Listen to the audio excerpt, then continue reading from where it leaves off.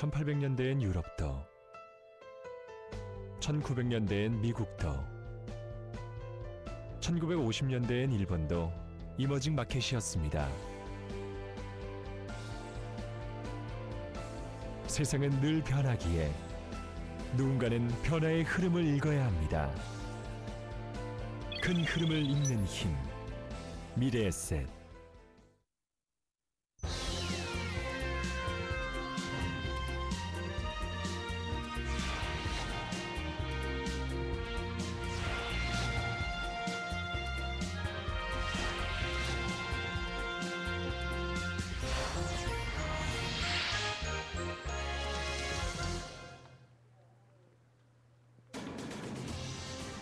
안녕하십니까. 미래셋 애널리스트의 날카로운 시장 분석을 들어보는 시간, 미래셋 마켓뷰의 후필입니다. 올해 제약업계 및 바이오 산업에서 가장 큰 관심을 받고 있는 바이오 시밀러 시장에 대해서 알아보고 국내 및 글로벌 플레이어들의 움직임에 대해서도 살펴보겠습니다. 이어서 미국 현지 연결해서 미국 경제 동향과 주요 이슈들에 대해서도 살펴보도록 하겠습니다. 먼저 미래셋증권 리서치센터의 신지원 연구원 모셨습니다. 안녕하세요. 안녕하세요. 네, 반갑습니다. 올해 첫 시간인데요. 좀 잘 네. 부탁드립니다. 네. 오늘 말씀드릴 내용이 이제 바이오 시밀러라는 부분들인데, 이제 네. 저처럼 문외한들이 들 때 이 단어 자체도 좀 굉장히 생소하거든요. 그래서 먼저 좀 그 본격적인 질문에 들어가기 앞서서 이 바이오 시밀러라는 게 뭔지 간략하게 좀 설명 먼저 부탁드릴게요. 네, 바이오시밀러 용어가 약간 생소하긴 한데요. 크게 네. 이제 의약품은 특허 유무에 따라서 두 가지로 구분을 합니다. 오리지널 의약품이냐 아니면 제네릭 의약품이냐라고 구분을 하고요. 이 각각의 의약품들이 생물학적인 공정을 거쳤는지 화학적인 공정을 거쳤는지에 따라서 바이오 드럭 그리고 케미컬 드럭으로 구분이 되거든요. 네. 이런 오리지널 바이오 의약품의 카피 버전, 제네릭 버전을 이제 바이오시밀러라는 용어로 쓰이고 있습니다. 네. 그러니까 뭐 크게 보면은 오리지널과 카피본이 있는데, 이 카피본에서도 일반 합성, 화학 합성하는 걸 예, 제외한 나머지 그쵸. 부분들 생물학적인 걸로 한 게 바로 바이오 바이오. 시밀러다라고 예, 보면 맞습니다. 되겠네요. 예, 알겠습니다. 그러면 이제 좀 본격적으로 들어가서 최근에 이제 삼성전자, 우리가 통상 IT 업체라고 할 수 있는 이제 삼성전자가 바이오 시밀러 임상 승인 신청을 했다라는 소식이 이제 들리면서 전 바이오 시밀러 시장에 대해서 관심이 더 높아지고 있는데요. 이런 사실 우리 모르는 사람들은 몰랐지만 이쪽 업계에 계신 분들은 대부분 또 이 삼성전자의 시장 진출에 대해서 어느 정도 알고 있었다고 하는데 어떻습니까? 네, 삼성전자의 바이오시밀러 진출 가능성은 사실 오래전부터 뉴스로 지속 이슈화됐었던 부분입니다. 네. 지난 2009년 7월이었죠. 그 주식경제부의 스마트 프로젝트에 선정되면서 삼성전자가 이수앱지스, 제넥신 몇몇 업체들이랑 컨소시엄을 구성해서 스마트 프로젝트에 지원을 한 바가 있습니다. 당시에 그 1년짜리 프로젝트였고 금액이 크지 않았던 지식경제부 과제였지만 이 삼성전자의 바이오시밀러 진출 가능성을 내비춘 이벤트였던 만큼 연관 컨소시엄 업체들이 상당히 주목을 받았었습니다. 네. 말씀하신 그 프로젝트 수주 이후에 그런 삼성전자 바이오 산업 영역도 좀 계속 확장하기 위한 움직임이 있었죠? 어땠습니까? 네, 이후에 그 세종시 관련 뉴스가 다수 쏟아지고 있던 때에도 이 바이오시밀러 투자 가능성은 계속적으로 거론이 되어 왔던 부분이고요. 이외에도 삼성 서울병원이 바이오 신약 개발을 위한 연구 중심 병원으로 선정이 되기도 했었습니다. 네. 이 당시에 연관 업체들인 삼성 테크윈 그리고 녹십자 다른 비상장 업체들이 함께 부각이 된 바가 있는데요. 삼성전자가 겨냥하고 있는 바이오 시밀러 사업이 단지 이 시밀러 사업에만 국한되어 있는 것이 아니라 바이오 신약까지도 그 영역을 확대해 갈 것임을 알 수 있는 부분이었습니다. 네. 말씀하신 것처럼 이제 삼성전자라는 부분 외에 삼성그룹에는 이제 다양한 그런 연관 회사들이 있을 것 같은데요. 단순하게 지금 말씀하신 것처럼 어떤 바이오 시밀러뿐만이 아니라 전체적인 그런 바이오 헬스케어 사업까지 진짜 아우르는 어떤 큰 그림을 가지고 접근을 했을 것 같은데, 이런 부분들에 있어서 어떤 시너지 효과 어떻게 볼 수 있을까요? 최근에 뉴스를 상당히 많이 접하셨을 텐데요. 이 의료기기 업체 메디슨 인수를 통해서 삼성전자의 헬스케어 사업 진출이 본격화가 됐습니다. 네. 이 행보가 이제 이번 근본 바이오시밀러 사업 임상 승인 신청을 통해서 가시화되었다고 할 수 있는데요. 바이오 영역을 포괄하는 이 헬스케어 사업의 중추 역할을 하게 될 삼성전자의 추가 행보에 관심이 모아지고 있는 상황입니다.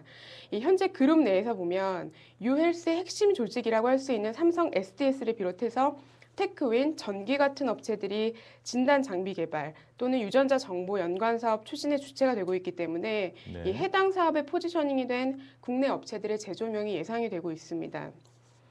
네.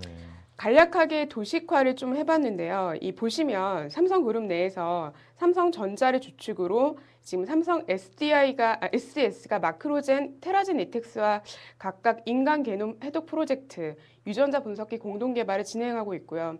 테크위는 2009년에 이 스마트케어 시범 사업자 컨소시엄을 인포피아 그리고 인성정보라는 회사랑 구성을 한 바가 있습니다. 네. 삼성전기도 서울병원 그리고 카이스트랑 같이 2009년도에 세포벤치 연구센터를 설립을 했는데요. 세포칩을 개발을 하고 있는 상태고요.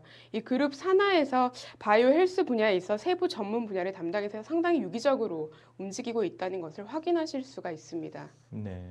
뭐 삼성 SDS 하면은 삼성그룹 내에서 어떤 SI 업체로 저는 알고 있었는데 굉장히 뭐 다양한 여러 가지 사업을 하고 있는 것 같네요. 예. 네, 삼성전자가 뭐 이렇게 그 관심을 가지고 많은 투자를 할 정도로 한다 그러면 다른 업체들, 기존의 전문 업체들도 굉장히 많이 있고 이 분야에 또 관심도 많이 있을 것 같은데요. 이렇게 바이오시밀러 임상을 진행하거나 또는 진행하려고 하는 그런 업체들의 현황은 어떤지, 아무래도 좀 신수종 사업이다 보니까 뭐 많은 업체들이 관심을 가질 것 같은데 네. 어떻게 진행되고 있나요? 네, 역시 표에서 좀 확인을 하셨으면 좋겠는데요. 꽤 네. 많습니다. 지금 국내에서 바이오시밀러 임상을 진행하고 있는 업체는 대표적으로 셀트리온 그리고 한화케미칼 같은 업체가 있고요. 이외 국내 다수 제약사들도 아직 임상에 진입하지는 않았지만 자기 각사의 개발 파이프라인에 수개의 바이오시밀러를 보유를 하고 있습니다. 네. 특히 이수앱티스 같은 업체는 클로티넵이라는 항체 시밀러를 보유하고 있는 대표적인 바이오시밀러 연관 업체라고 할 수 있는데요. 돋보이는 점은 이 한화케미칼과 같은 비제약 업체들의 바이오시밀러 시장 진출이 눈에 띈다는 부분입니다. 네. 삼성전자의 이번 바이오시밀러 임상 승인 신청에서도 확인이 된 셈이고요. 바이오시밀러 대표 업체인 지금 셀트리온의 경우에는 유방암 치료제 허셉틴 그리고 관절염 치료제 레미케이드 같은 약들 이 자기 개발 바이오시밀러의 글로벌 임상을 현재 진행 중에 있습니다. 한화케미칼도 최근에 뉴스가 나왔었는데요. 터키 같은 제약사와 글로벌 유통망 계약을 체결을 하면서 글로벌 임상 진행을 계획을 하고 있는 상황입니다. 네. 통상 이렇게 임상 실험을 하게 되면 기간이 한 어느 정도 소요가 되나요? 일반적으로 의약품의 경우에는 10년 넘게 소요가 되는 경우가 있고요. 치료제에 따라서 임상 구간별로 걸리는 소요 기간도 다르거든요. 네, 오리지널 바이오약품의 경우 약 7년가량이 소요가 되고요. 시밀러 버전의 경우 대략 1년 반 정도, 길면 2년 정도 걸립니다. 동물 실험을 하지 않고 그렇죠. 모든 그 전 임상부터 이제 임상까지의 단계이고요. 다 포함해서 1년 반 정도 걸린다고 보시면 됩니다. 네, 알겠습니다. 굉장히 어쨌든 뭐 한 번 해서 실제로 그 승인을 받기까지는 굉장히 긴 어떤 투자 기간, 연구 기간이 필요하군요. 네. 알겠습니다. 그러면은 이제 국내 업체들은 뭐 말씀하신 것처럼 여러 뭐 비제약 업체들까지 많이 뛰어들어서 지금 하고 있다라고 말씀해 주셨는데 그렇다고 하면 글로벌 플레이어들의 움직임이 어떤지 어쨌든 또 같이 경쟁을 해서 우리가 또 그쪽 상황을 잘 알고 있어야 되기 때문에 움직임이 어떤지 좀 궁금한데요. 네. 예전에 글로벌 제약 M&A 한번 다뤄드린 적이 있었던 것 같습니다. 네. 2009년 이후로 이 글로벌 제약업계는 새로운 먹거리를 찾아서 상당한 M&A 물결을 나타낸 바가 있고요. 특히 자기네들의 사업 영역을 바이오 의약품 분야로 확장하기 위한 M&A가 상당히 활발하게 이루어졌습니다. 네. 특히 주목받고 있는 업체가 이 대표 바이오 의약품 CMO 업체인 스위스의 론자 그리고 글로벌 대표 제네릭 의약품 업체 이스라엘 테바사의 결합이 주목을 받고 있는데요. 이 양사는 2009년 1월에 바이오시밀러 사업을 위해서 조인트 벤처를 설립을 한 바가 있습니다. 현재 리툭산이라는 항암제 글로벌 임상을 진행 중에 있고요. 최근에 삼성전자가 임상 승인 신청을 한 제품과 동일하죠. 네. 수십여 개의 플레이어들 중에서 이 테바 론자 라인이 주목받는 이유는 설비 경쟁력 그리고 마케팅 경쟁력이 최적으로 결합되었다는 데서 찾을 수가 있습니다. 이 바이오 약품 그 중에서도 이 항체 치료제 생산을 위해서는 동물 세포 배양 설비를 갖춰야 되는 게 필수적이고요. 네. 현재 셀트리온이 약 5만 리터 규모의 설비를 보유하고 있는 상황입니다. 그리고 지금 9만 리터를 현재 증설 중에 있죠. 네.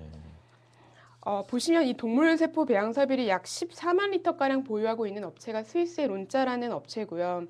바이오약품 사업 영역을 하는 데 있어서 이 설비 보유, 설비 경쟁력을 간과할 수 없다는 점을 감안을 하면 이 론자의 설비 경쟁력과 그다음에 굴지의 제네릭사로서 테바의 마케팅 역량이 최적으로 결합되었다는 판단에 글로벌 제약업계가 주목을 하고 있습니다. 네. 지금 말씀하신 그런 큰 글로벌 플레이어들은 어쨌든 세포 배양 설비 이 부분이 굉장히 좀 그 선투자 또 설비 투자가 굉장히 크게 돼 있는 것 같은데 실제로 국내에서는 이런 그 동물 세포 배양 설비 관련된 이런 투자가 좀 어떻게 진행되고 있나요? 역시 표를 보면서 좀 말씀을 드리겠습니다. 현재 셀트리온이 약 5만 리터를 보유를 하고 있는데요. 우리나라는 다 합쳐도 그 규모가 6만 리터를 넘지를 않습니다. 네. 보시는 동아제약, 녹십자, LG생명과학 같은 업체가 1000리터 미만의 동물세포 배양기를 보유를 하고 있고요. 여타 업체들의 경우에는 대부분의 경우가 이제 공정 개발을 위한 소규모 배양기를 보유하고 있는 경우가 대부분이기 때문에 전체 생산 능력이 글로벌 대비해서는 현저하게 떨어집니다. 그러니까 무엇보다 이 항체 시밀러 시장을 진출하고자 하는 업체들, 타진하고자 하는 업체들에 있어서는 이 설비 보유 니즈가 불가피한 상황이고요. 자체적으로 설비 투자를 통해서 설비를 짓거나 아니면 설비를 보유한 업체들과 합작을 하거나 뭐 M&A를 하는 이런 방안을 강구해 볼 수가 있겠죠. 그 세포 배양 설비라는 이런 부분들이 실제로 이제 제조업으로 따지면 어떤 하나의 공장을 신설한다 뭐 이런 의미로 그러니까 대량 생산을 위한 어떤 하나의 기본적인 자산이다 뭐 이렇게 볼 수 있을까요? 예, 그럴 수 있습니다. 예. 네, 알겠습니다. 지금 말씀해주신 여러 가지 그런 그 기본적인 뭐 이제 투자도 좀 많이 선행이 돼야 될 것 같은데 이런 아까 이제 하나 케미칼 같이 비제약 업체들, 그러니까 기존의 어떤 화학 업체라든지 좀 네. 이쪽과 조금 관련이 업체들 같은 경우도 말씀하신 그런 여러 가지 설비 보유에 대한 니즈가 좀 클 것 같은데요. 어떤 방향으로 이루어지고 있나요? 한화케미칼이 현재 그 엠브렐이라는 제품에 대해서 국내 임상을 진행 중에 있는데요. 네. 현재 공장을 짓고 있습니다. 그러니까 대략적인 캐파 규모가 뭐 아주 정확하게 파악된 수준은 아니지만 7,000리터 수준으로 공장을 지으려고 하고 있고 2018년까지 3공장까지 준공을 하려고 하고 있습니다. 셀트리온이 현재 5만 리터를 보유하고 있다고 말씀을 드렸는데요. 네. 죄송합니다. 9만 리터를 증설하게 되면 14만 리터의 가동이 2012년 하반기면 가능할 것으로 예상이 되고 있습니다. 네. 그 바이오시밀러 시장 관련해서는 뭐 여러 가지 지금 뭐 얘기를 해주셨는데 이제 향후에 어떻게 좀 진행될 것인지 이런 부분들도 이제 투자자들은 많은 관심을 가질 것 같습니다. 앞으로의 경쟁 구도는 또 어떻게 보시는지요? 상당히 예상보다 치열한 경쟁 구도가 예상이 되고 있습니다. 단기적으로보다는 장기적으로가 더 그렇고요.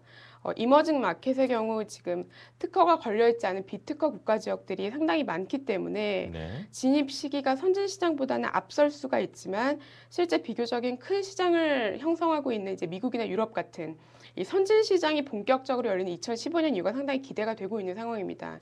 그래서 앞에서 말씀드렸던 국내 대표 플레이어사들을 제외하고도 글로벌의 수십여 개 업체들이 이 시장에 진출을 하려고 타진을 하고 있는 상황이기 때문에 앞으로 경쟁 구도는 예상했던 것보다 더 치열해질 가능성이 있고요. 앞으로는 이 설비 경쟁력을 보유한 업체들 그리고 적시성 있게 시장에 제품을 출시할 수 있는 업체들 위주로 상대적인 우위를 누릴 수 있다. 그렇게 판단을 하고 있습니다. 네. 지금 말씀하신 그런 그 경쟁 구도상에서 봤을 때 그 우리나라 아까 몇 업체는 말씀해 주셨지만 좀 올해 좀 경쟁력 있게 어떤 투자할 만한 어떤 그런 그 관심을 가지고 봐야 될 종목들에 대해서는 뭐 어떻게 생각하시는지요? 사실은 글쎄요. 삼성전자의 투자 행보가 상당히 관심이 가는 부분이고요. 네. 뭐 올해 바이오에 어느 정도 규모를 투자하겠다고 이미 선제적으로 발표를 한 바도 있고 일단 품목의 임상승인 신청을 한 이상은 이제 설비가 필요하게 되거든요. 네네. 삼성전자도 어떻게든 이 동물세포 배양기, 대형 동물세포 배양기 확보를 위한 투자를 들어가지 않을까. 예, 그렇게 생각을 해볼 수 있을 것 같습니다. 네. 그러면 뭐 그 기존의 어떤 셀트리온이라든지 기존의 어떤 경쟁력인 업체들도 뭐 계속 이런 바이오 시밀러 쪽에 대해서는 많은 투자와 뭐 이런 부분들이 이제 성과로 나타나는 부분들이 이제 올해 나타날 것이냐 아니면 좀 뒤에 나타날 것이냐 뭐 이런 부분들에 따라서 좀 그런 그 어떤 종목에 대한 희비가 좀 엇갈릴 것 같은데. 예, 맞습니다. 셀트리온의 경우도 2011년 하반기에 이제 제품 출시를 상업화하려고 계획을 하고 있고요. 네. 한화케미칼이나 삼성전자는 좀 진도는 셀트리온보다 늦지만 어쨌든 2013년 이후를 타겟을 하고 있고 앞서 말씀드린 론자와 셀트리온의 경우에도 2011년에 자기네들이 현재 개발 진행 중인 제품에 대한 출시를 계획을 하고 있는 상황입니다. 그래서 2011년 하반기가 되면 신제품 출시를 통해서 시장 구도가 보다 명확하게 드러나지 않을까. 네, 그렇게 조망을 해볼 수가 있을 것 같습니다. 네. 그 마지막으로 지금 이제 그 제약 업종에 관련된 여러 가지 이슈 중에서 이제 큰 테마로 이제 바이오 시밀러라는 부분들을 오늘 연구원님께서 쭉 설명을 해주셨는데 뭐 이런 바이오 시밀러를 포함해서 올해 국내 제약업계 올해 2011년도 전체적인 뭐 흐름이나 전망, 주요 이슈들 뭐 어떤 것들이 있을지 투자자들께 한번 설명 좀 부탁드립니다. 네, 뭐 역시 규제를 빼고는 제약업종을 말씀드리기는 참 어려울 것 같습니다. 네. 바이오 분야는 뭐 열외고요. 쌍벌제 시행을 지난해 하반기에 본격적으로 시행을 하게 되면서 이 시장 구도 재편이 어떻게 이루어질지 사실 촉각이 곤두서고 있는 상황이거든요. 네. 사실상 4분기 실적 제약업종 상당히 안 좋습니다. 하지만 상반기부터는 소위 이제 제품력 그리고 영업력을 보유한 상위 제약사 위주로 구도 재편이 이루어질 것이라는 이제 기대감이 팽배해 있는 상황이고요. 그런 상황에서 뭐 처방 턴어라운드, 영업 턴어라운드를 좀 많이 기대를 해봐야 되는 상황이죠. 그래서 2011년은 내수 영업 모멘텀이 어느 만큼 강화되고 이 부분이 실적을 견인할 수 있을지를 지켜봐야 될 것 같습니다. 네. 네, 잘 알겠습니다. 네, 오늘은 미래에셋증권 리서치센터 신지원 연구원 모시고 바이오 시밀러 시장과 어떤 제약업종 전체 전망에 대해 들어봤습니다. 오늘 말씀 고맙습니다.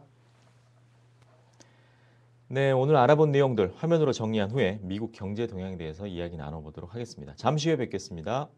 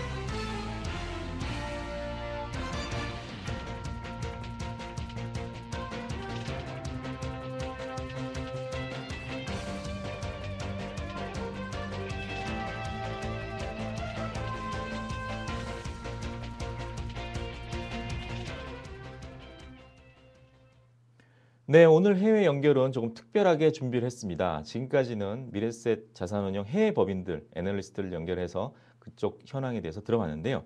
오늘은 특별히 한국경제TV에서 오랫동안 기자 생활을 하시고 지금은 미국에서 활동 중이신 연사숙 통신원을 연결해서 미국 경제 상황에 대해 들어보도록 하겠습니다.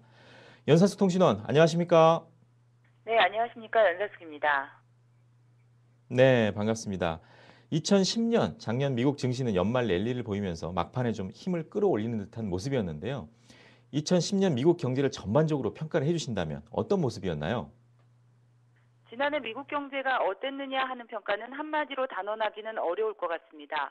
단순 수치인 경제 성장률 GDP로 보면 1분기와 2분기에는 각각 2.7%와 1.7%, 3분기는 2.6%였고 4분기는 3% 이상 나올 것으로 예상되는데요. 연간으로 보면 3% 내외로 추산됩니다. 변화의 폭이 컸던 만큼 미국 내 경제를 바라보는 시각은 어떤 계층에 속했느냐에 따라 입장이 다를 수 있겠는데요. 긍정적으로 바라보는 시각의 배경은 정부 정책의 승리라 할 수 있겠습니다. 상반기 미국 경제는 국민들의 세금으로 월가의 은행들을 지원해주는 부실자산 구제 계획이 본격적으로 가동되면서 경제에 훈풍을 불어넣어줬습니다. 결국 공적 지원의 수혜자였던 월가 대형은행들의 재정 상태는 월등히 좋아졌는데 대형은행들은 이제 1조 달러의 현금을 연방준비제도 이사회 FRB에 예치할 만큼의 여유가 생겼습니다. 기업들의 사정도 넉넉해졌습니다. 거래 은행들이 여유가 생긴 덕에 기업 활동을 활발히 할 수 있었다고 볼 수 있는데요. 기업들은 이제 2조 달러에 가까운 현금이 생겼습니다. 하지만 중간중간 유럽발 금융위기가 미국 경제를 불안하게 했고 이로 인해 더블딥 우려까지 확산되자 미국 정부는 경기 부양책을 또 가동합니다. 연방준비제도 이사회는 6천억 원을 더 풀었고 지난 정권에 있었던 부시 감세 조치가 2년 연장되면서 8천억 원 이상의 감세 효과가 생겼습니다. 미국 금융시장도 본격적으로 안정을 되찾으며 지난 한 해 S&P 500 지수는 13%, 나스닥 지수도 17% 가까이 상승했습니다.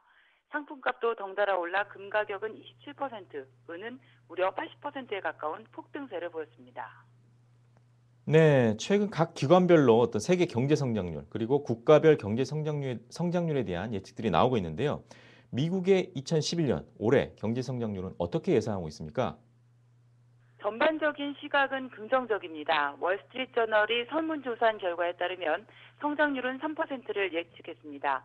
더블딥, 경제 후퇴에 빠질 것이란 전망은 15%에 불과했습니다. 이처럼 예상보다 높은 경제 성장률의 배경은 앞서 말씀드린 감세 정책이 2년 더 연장될 것에 대한 기대감입니다. 감세 효과가 결국 미국 경제의 70%를 차지하는 소비 증가로 이어져 경제 성장의 윤활유가 될 것이란 전망입니다. 실업률은 올해보다 낮은 8.5%가 전망되고 있는데요. 뉴욕타임즈도 국민들이 느낄 수 있을 만큼 의미 있는 회복세를 보일 것이란 낙관론이 확산되고 있다고 보도한 바 있습니다. 경제가 서서히 회복하면서 연방준비제도 이사회는 이르면 여름쯤에 금리 인상을 단행할 것으로 예측했습니다. 더불어 미국 증시도 느리지만 꾸준히 두 자릿수 상승할 것이라고 월스트리트저널은 전했습니다. 주택시장과 고용 사정이 좋지는 않지만 소비가 회복되고 있고 지난해 말부터 금융시장에서는 채권에서 주식으로 자금 이동이 시작되면서 증시가 안정을 찾을 것이란 설명입니다. 지난 2년간 고공행진을 벌여온 금과 은값은 내려갈 것으로 예측했고요. 미국 경제의 또 다른 위협 존재인 중국 경제는 연착륙에 성공할 것으로 내다봤습니다. 네, 말씀하신 것처럼 주택 시장과 고용 시장이 좀 불안한 게 좀 문제인 것 같습니다. 이렇게 비관적으로 보는 시선들을 설명 좀 부탁드릴 것 같은데요. 먼저 고용 시장에 관한 얘기 좀 부탁드립니다. 네, 그렇습니다. 지난해 미국의 실업률은 4월 달 9.9%로 가장 높았고 6월과 7월에는 9.5%로 가장 낮았는데 여전히 10%에 가까운 높은 실업률입니다. 앞서 말씀드린 대로 미국 기업들의 이익은 늘어 현금이 두둑해지고 주가는 올랐는데 고용시장과 상관없었다는 결론인데요. 이에 대해 AP통신은 많은 미국 기업들이 해외로 공장을 이전해 현지에서 고용을 늘렸기 때문으로 분석했습니다. 실제로 중장비 제조업체인 캐터필러가 올해 고용한 15,000명의 절반 이상이 해외에서 고용한 사람들이라고 합니다. 구체적인 통계도 있습니다. 워싱턴의 싱크탱크 경제정책연구소에 따르면 미국 기업들은 지난해 100만 개 이하의 일자리를 창출한 데 비해 해외에서는 140만 명을 신규로 고용했다고 합니다. 더더욱 우울한 것은 학력 간의 격차가 벌어지고 있다는 것입니다. 지난해 미국에서 대학을 졸업하지 못한 사람들의 실업률이 15%에 이르고 있는데 이것은 지난 30년대 대공황 시절과 비슷한 수치라고 합니다. 이에 반해서 대졸자의 실업률은 4.9%로 전체 실업률의 절반에 불과합니다. 그래서인지 미국인 이제 더 이상 미국인들에게 기회의 땅이 될 수는 없나 봅니다. 최근 월스트리트저널은 미국인들은 이제 기회의 땅 호주로 일자리를 찾아 떠나고 있다고 보도했습니다. 아직은 7천여 명 수준으로 적은 규모지만 자원개발 열기로 경제 호황을 누리고 있는 호주로 떠나는 인구가 많아질 것이란 전망을 내놨습니다. 이제 아메리칸 드림이라는 말도 과거 속으로 사라지는 셈이죠. 하지만 올해 전망은 그렇게 어둡지만은 않습니다. 한 구직 사이트가 조사한 결과 응답한 기업의 24%는 상근 직원의 채용을 계획하고 있다고 밝혔는데요. 현재 1,500만 명의 실업자 중에 약 200만 명 정도는 새로운 직장을 찾을 것이란 얘기입니다. 이것은 지난해보다 2배가량은 많은 수준입니다. 네, 고용시장 부분 어렵긴 하지만 점차 개선될 것이라고 전망을 하시는군요. 그렇다면 말씀하신 것 중에 주택시장에 대해서 여전히 좀 비관적인 그런 전망이 우세한가요? 어떻습니까?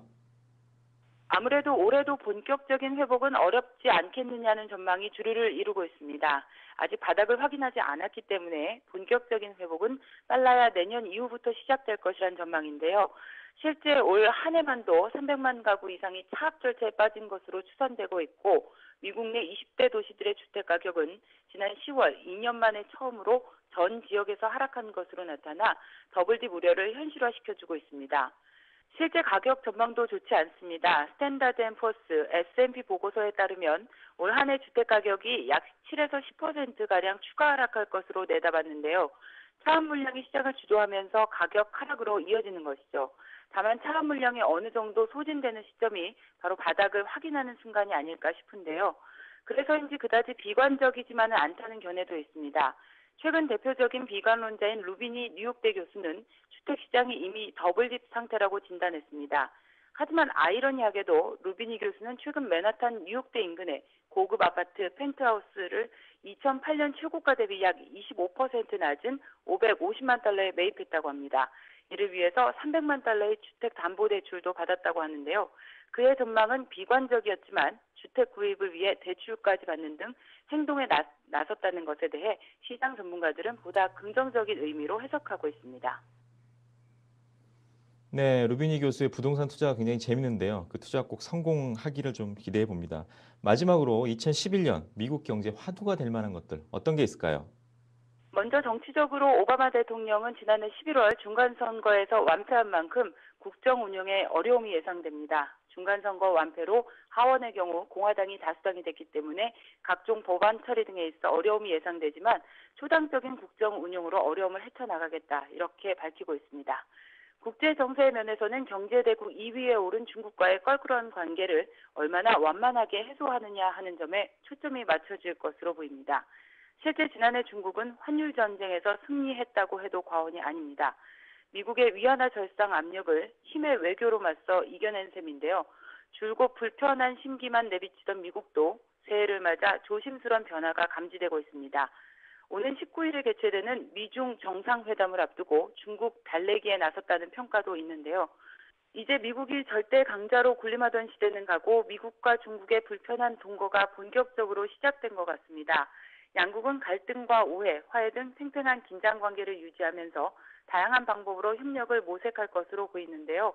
이 양국의 관계는 위안화 절상과 같은 환율 문제나 육자 회담 재개 등 한반도 정세와도 밀접한 영향이 있기에 더욱 우리에겐 중요한 이슈가 아닐까 싶습니다. 지금까지 뉴욕에서 전해드렸습니다. 네, 연사스 통신원 말씀 잘 들었습니다. 오늘은 새해 들어 첫 절기이자 그리고 대한 다음으로 춥다고 하는 소환입니다. 그 이름에 걸맞게 서울 지역 최저 기온이 영하 9도, 10도까지 내려가는 등 전국이 강추위로 떨고 있습니다. 시청자 여러분 모두 감기 조심하시고요. 다음 주 건강한 모습으로 다시 찾아뵙도록 하겠습니다. 감사합니다.